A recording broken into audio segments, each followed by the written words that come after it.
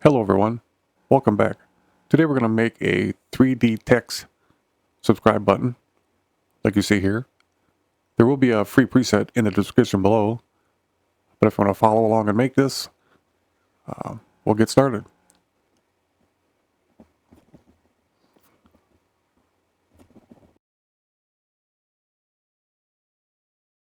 Media pool in the edit page, right click, select new fusion composition. We'll extend that to 13 seconds. I know that's quite long for a subscribe button, but we may be able to get a little bit shorter keyframe in it, but that was about the minimum I could get. For those of you that don't know me, I have to use this on-screen keyboard due to health reasons.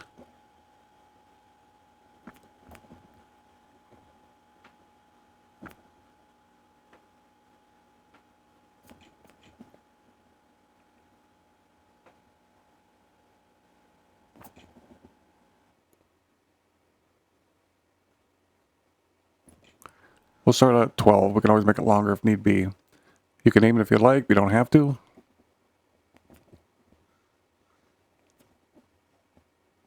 And then bring it on down to your timeline.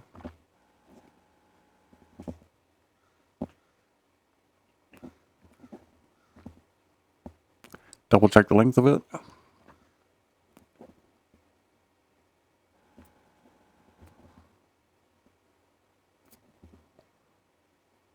And let's go to Fusion.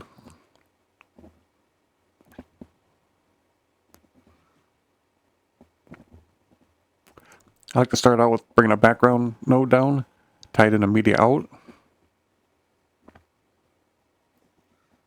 With the background node selected, go in the inspector and take the alpha all the way down.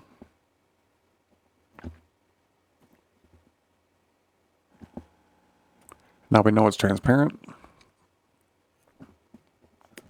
Click away right here a few times, make sure nothing's selected. 3D shape node, 3D text, merge, camera, spotlight, and render. Take the render up in viewer 2, the merge 2 in viewer 1. Select your shape node.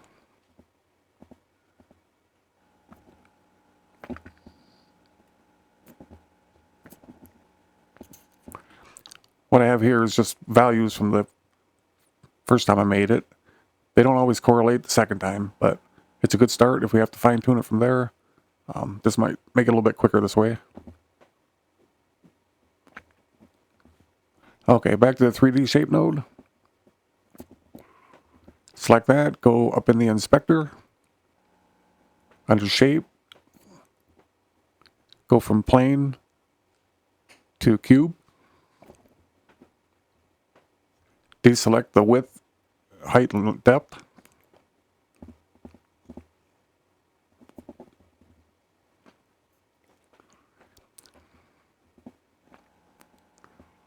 Okay, the main tube, 4.5 by 1 by 1.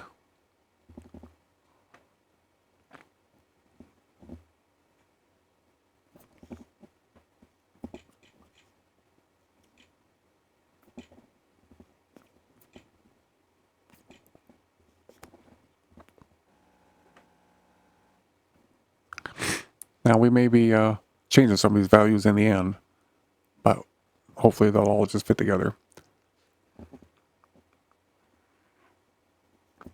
Select the camera node. In the inspector under transform, translation, z-axis, we'll move the camera back. You can see it in viewer 1 as you do, and viewer 2, you'll start seeing the cube.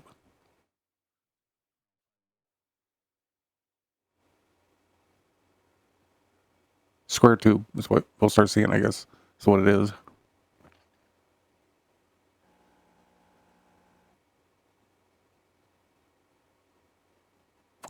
And you want to take it so it's in viewer 2 about like that. Now let's go to the render 3D. Select light lighting and shadows. And while we're here, we're going to change the render type so I don't forget. This 3D stuff seems to be very slow rendering out on a software renderer. So in the render type, change that to hardware render. And come down here under transparency. It should say Z buffer. Change that to quick sort. Now you'll see you have a node corrupted, the media or the render node. Anything downstream of that would be corrupted right now if we had it tied in. Just simply uncheck the shadows and that'll go away. It just will not render out shadows in this setting. Okay, now select the spotlight node. In the inspector under transform. Same thing, translation.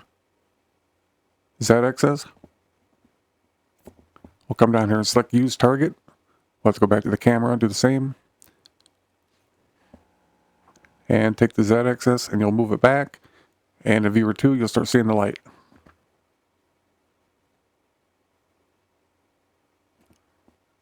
And go to controls, and we're going to open the cone a little bit.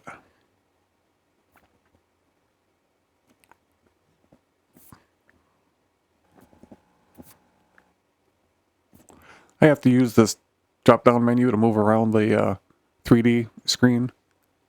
You guys with the middle mouse wheel, I understand, is the easiest and best way to do it. I do not have that with my controller. It's a handicap controller, so I have to do things a little different. You can move this around a couple different ways if you don't already know. Most of you probably do. With the spotlight node selected, in the inspector under translation, you can move the whatever you're moving, the light or camera, X value to the right, left, Y value up and down, so Z value in and out. Or you can use these little handles. I find them to be very intuitive.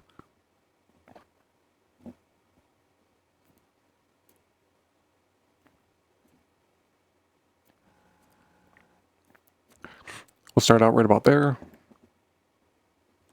Let's go back to the camera node because I forgot to select use target. That way both these will be pointing directly at our project regardless where we put the camera and the light. Okay, select the 3D shape node, right click, copy, click away, make sure nothing's selected, right click, and then paste instance.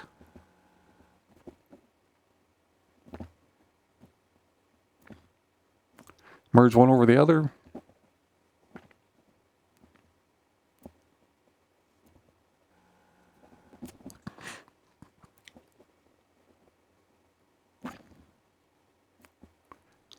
Bring down another background node.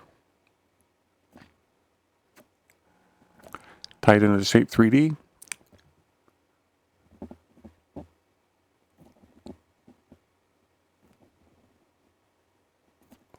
And select red. You'll see nothing's changed yet. Because we have to go into the instance. We have one tube inside the other tube. We have two of the identical things going on here.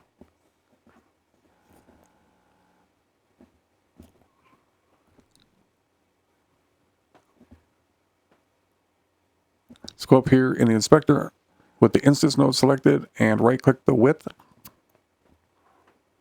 and de-instance. Now we can change the value of the inner tube.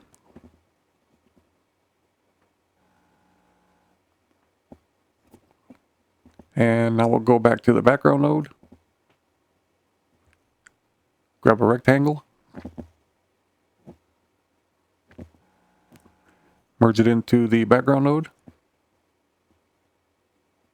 Go in the inspector and select invert. Come down to width and height.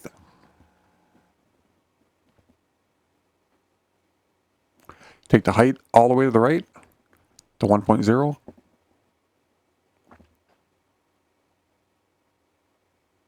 Take the width to right about there for now. We'll come back to that probably.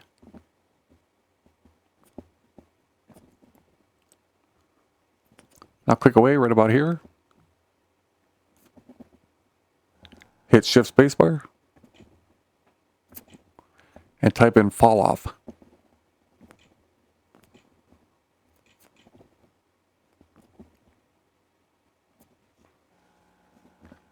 And pipe that into the instance. Now if you look in a viewer 2, it somewhat looks like glass. In the inspector, take the opacity all the way down. Down at the bottom is at the fall off slider adjustment. Set that to your liking.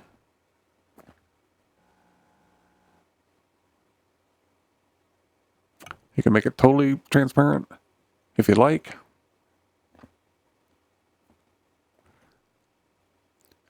We can come back to that later if we need to. I'll leave mine right about there.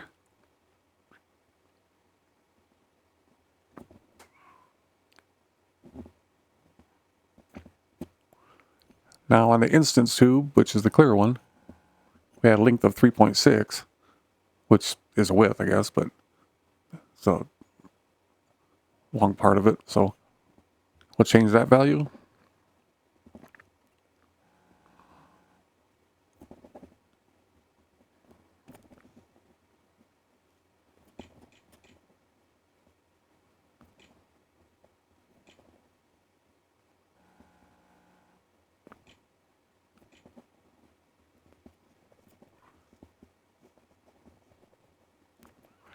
Now let's go back to the rectangle. To the width.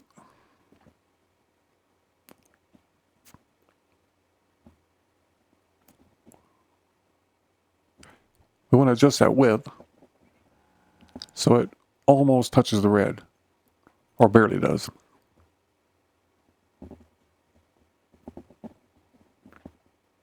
To make finer adjustments, if you don't know, hold down the Alt button and then rotate the value, and it'll be much more precise.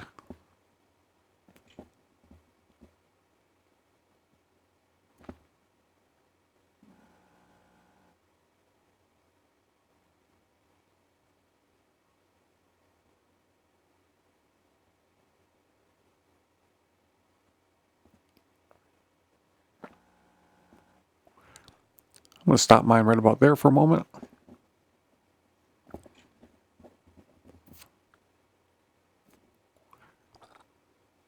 Okay, I think that looks good.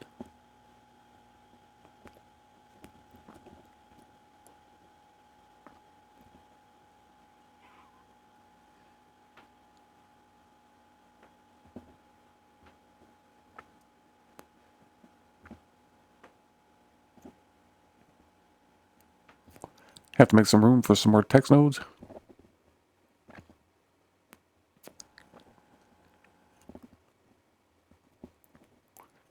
Select your text node.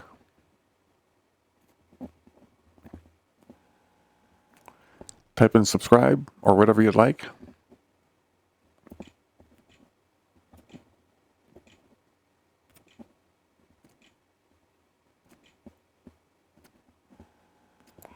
If yours is not centered like mine, select the center vertical anchor, and that'll drop it down where it belongs.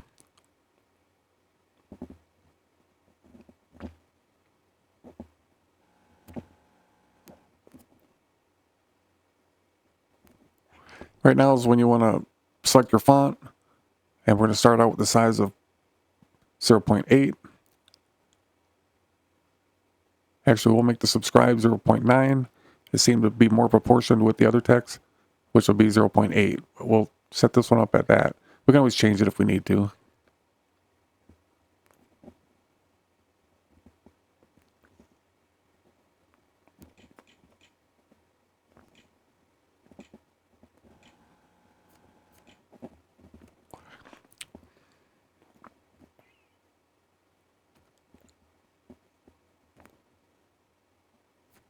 Make it red.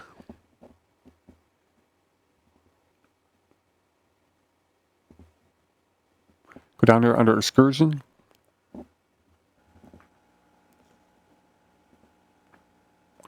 Take the excursion depth all the way to the right. We're going to set the bevel depth and width at 0.0063.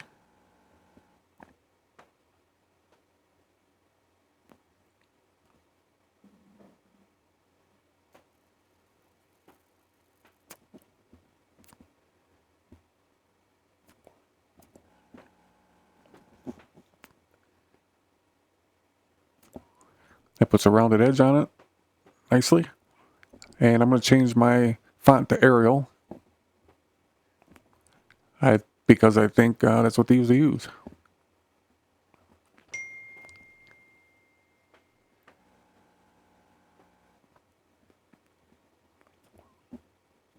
And regular.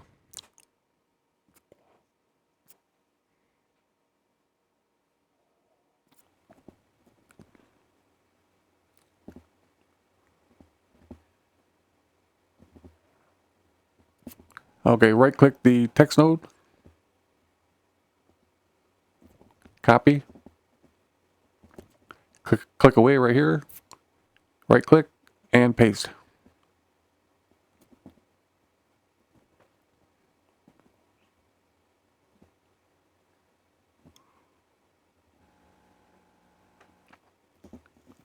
Now we're going to go up. It's not going to show yet because it'll be right on top of the other one.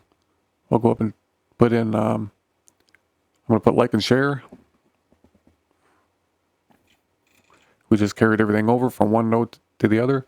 That way we don't have to keep readjusting the font, the size and everything. But we will drop this to 0.8 for the last two.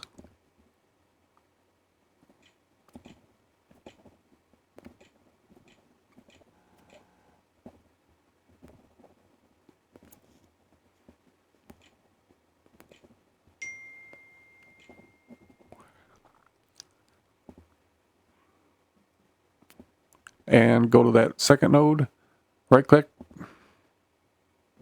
copy, click away,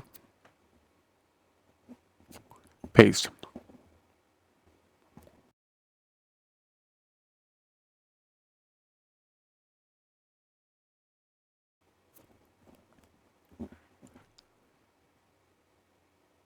Okay, now we have to, we're going to readjust our camera.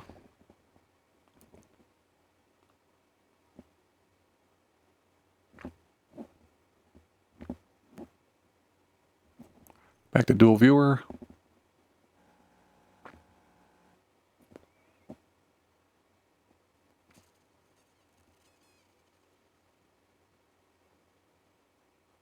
I'm going to rotate mine a little bit to the right like that.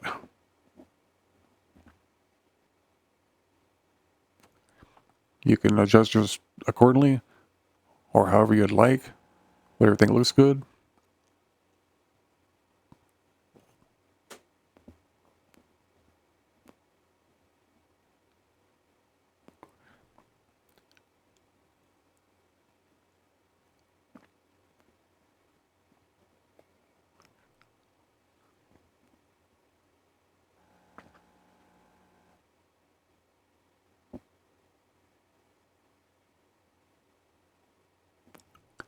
I'm going to go with that.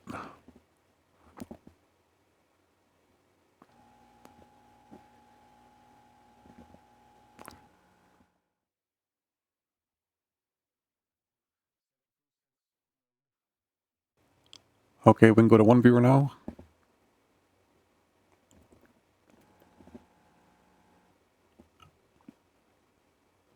Okay, let's go ahead and animate this. This is the hard part. Keyframing this.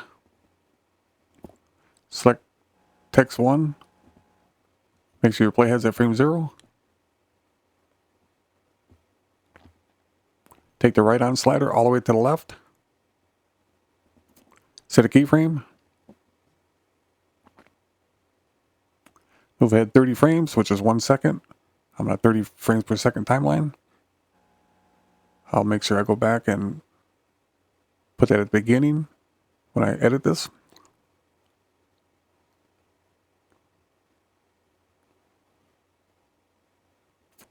Set another keyframe.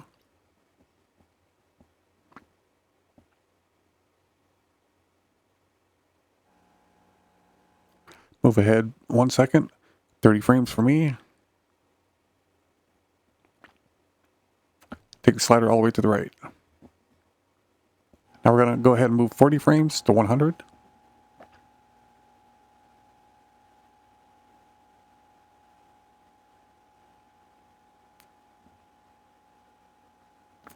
Set a keyframe.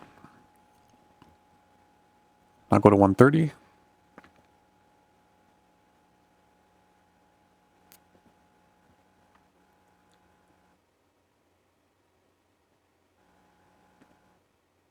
And take the slider all the way to the right.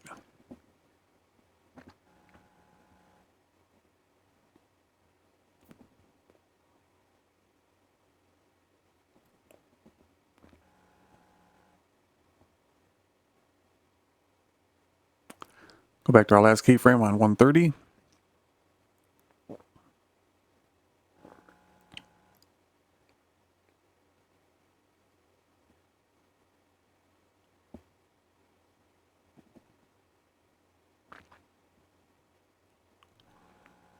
Connect your second text node to the merge.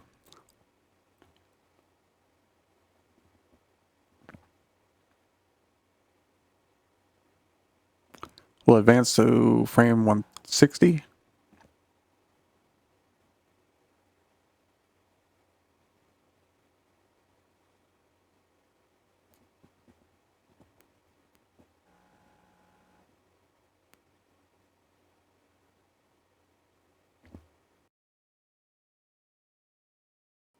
Take the slider all the way to the left. Set a keyframe. We're going to advance 30 frames to 190.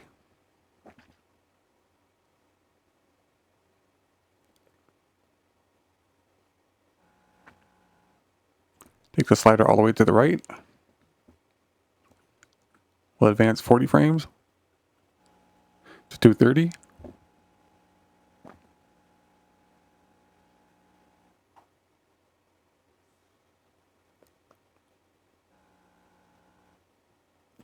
Set a keyframe.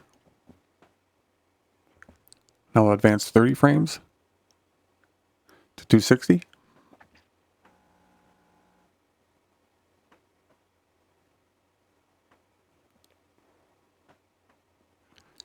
The right hand slider all the way to the right. Now we'll advance 30 frames again to 290.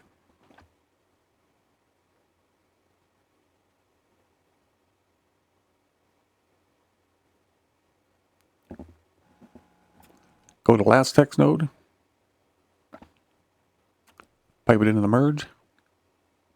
It should say hit the bell if you changed it earlier.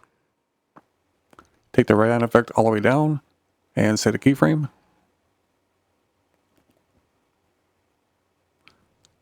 We'll advance 30 more frames to 320.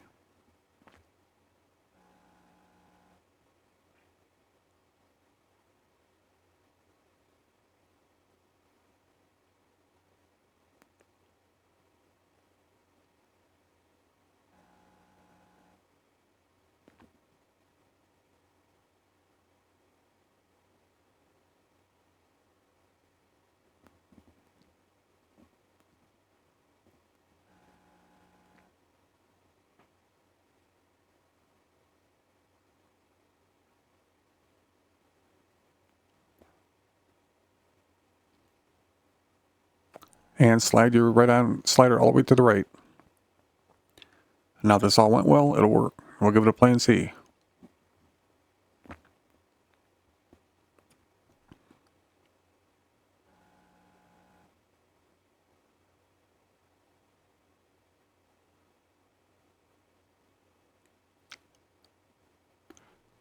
Well, there we go, it works.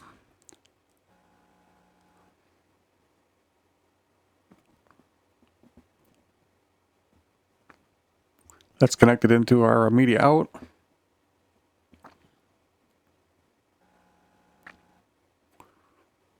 Bring the background node over. Merge your render 3D into the background. Drag your media out into the viewer.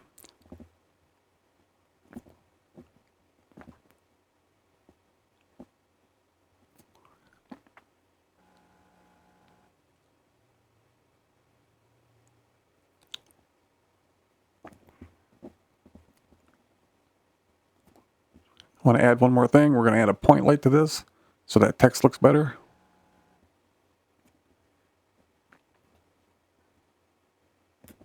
Select that merge there that the camera and spotlight is connected to. 3D merge 2. Shift spacebar.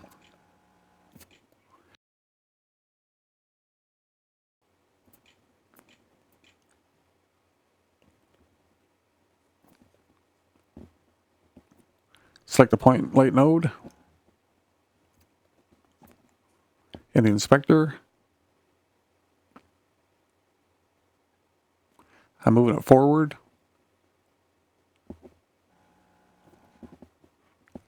Go back to dual viewer so you can see.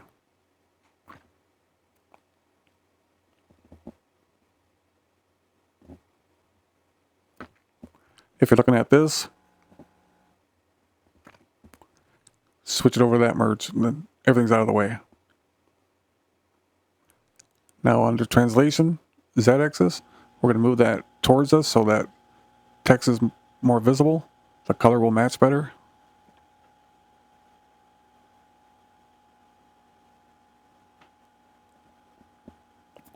And we're going to adjust the lighting accordingly.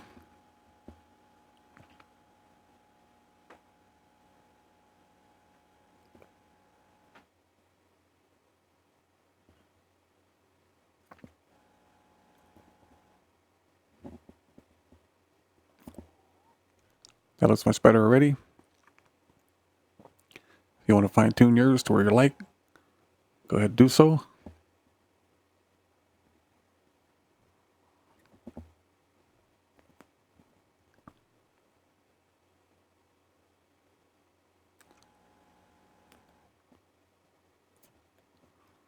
I am actually going to readjust mine a little bit.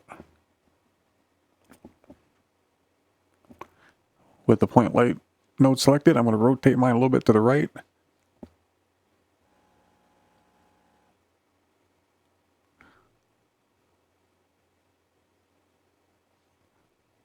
Or I should say slide it.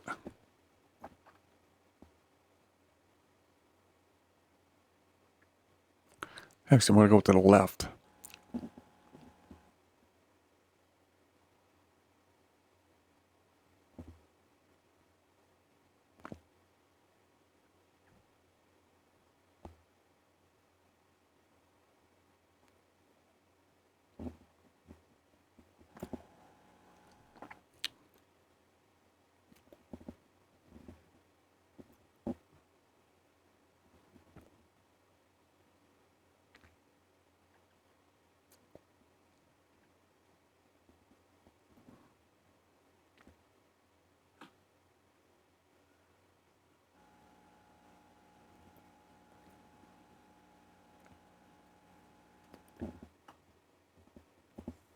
Just move it to where you like what you're seeing. I just move the light out a little bit farther and brighten it up a little bit.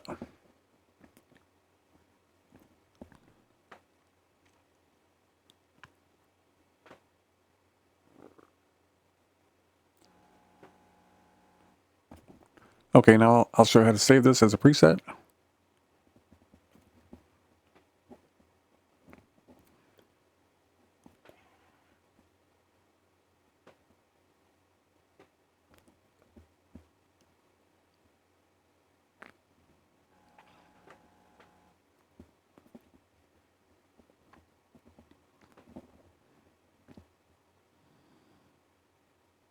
Select everything, including the media out. Right click on any one of the nodes. Group. Right click the group.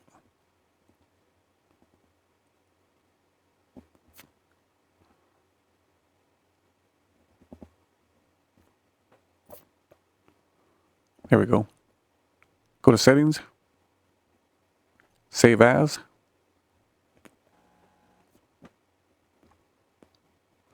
I already have one in here, so I'm going to name mine something different so I don't overwrite it on my desktop. I'm just calling this one 3D Text Sub. And I'm going to save it to desktop. You can save it to a folder if you like, but it's easier for me to use the desktop.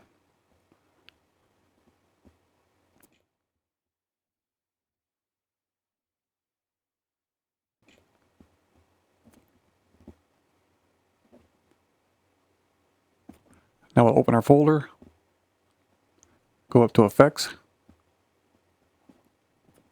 Templates, Edit, Titles. I have a folder in here just for checking these out, making sure they work. Hit Show Folder.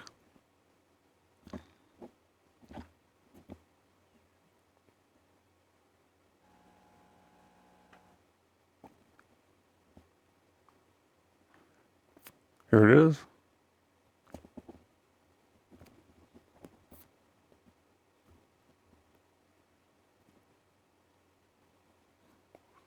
I copy and paste it, that way it stays on my desktop.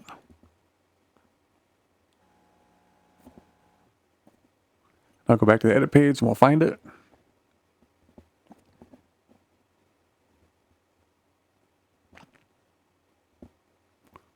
This is it here. We'll stretch it out to 13 seconds.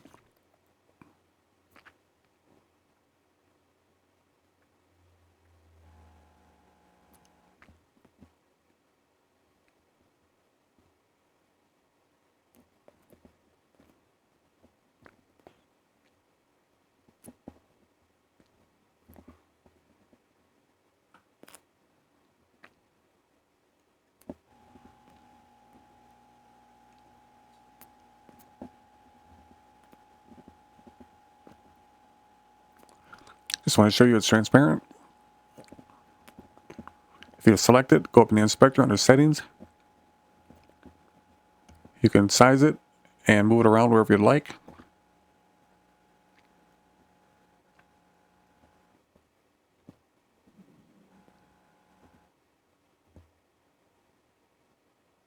Might want something like that.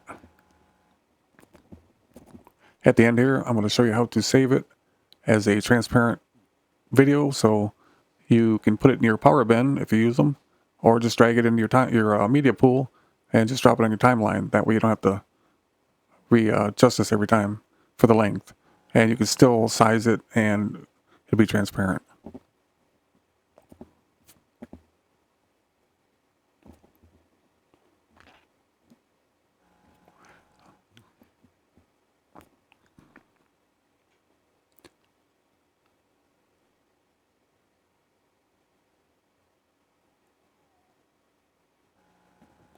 Okay, now we'll go ahead and save it in a transparent video.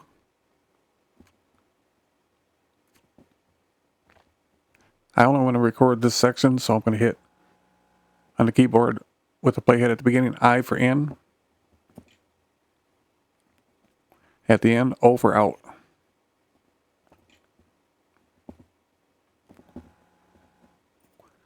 Now it'll only record this section.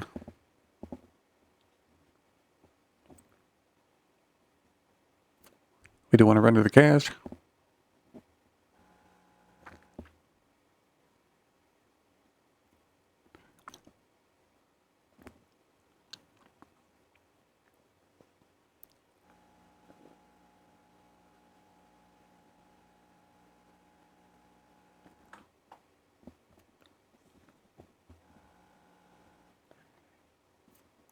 Go to the delivery page.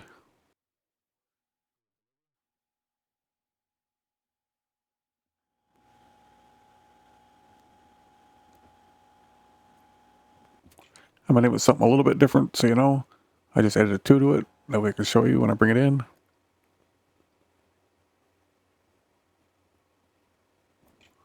And I don't get confused myself. There's no audio, so select that. Deselect the check mark.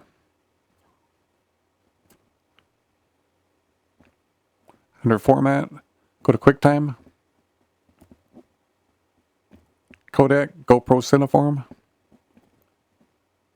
Type 16-bit. And select Export Alpha. You can do this in H.265, but I haven't had very good luck doing it. It's not very clean edges.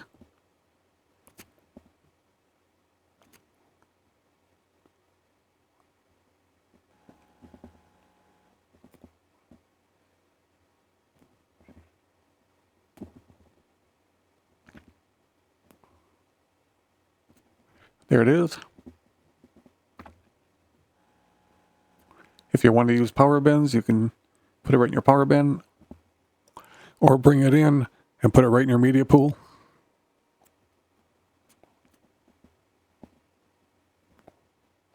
And it's automatically 13 seconds now.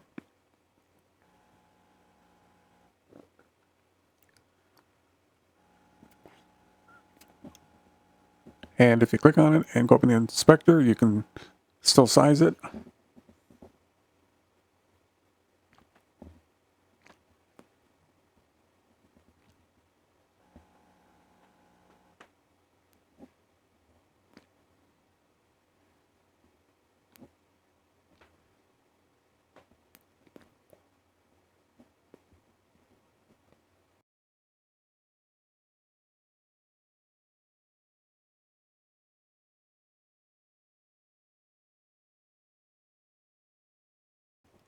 Well, there you go. Thanks for watching. I'll see you on the next one.